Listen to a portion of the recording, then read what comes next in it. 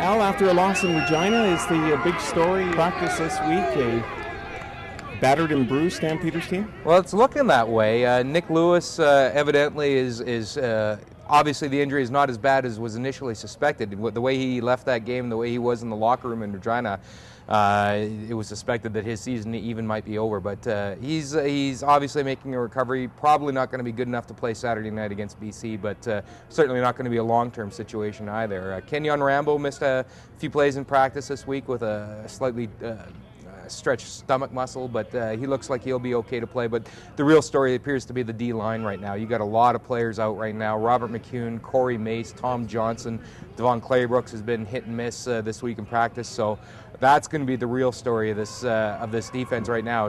And it's a good thing they've got some depth, and that's a real story right now. Is that the depth might get them through this game, but it's certainly not a long-term scenario either. Checking the depth, does that mean that they're not looking past the Lions?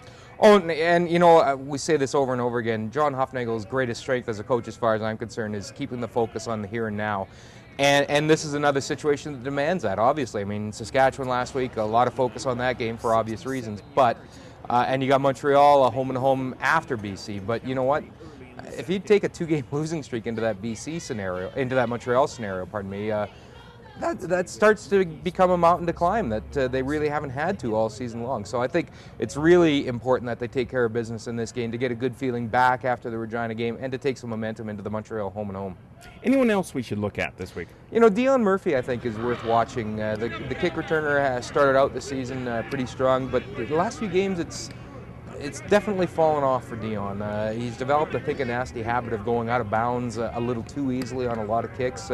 His averages have dropped pretty significantly. I wouldn't be surprised to see Ahmad Carroll return a few kicks on Saturday against BC as well, just to get a different look in there. Because I don't think they're happy. They had high expectations for Dion Murphy. He started out pretty strong, like I say, but the last few games, it's not been good enough, I don't think, and that's why I think they'll be looking at some different options.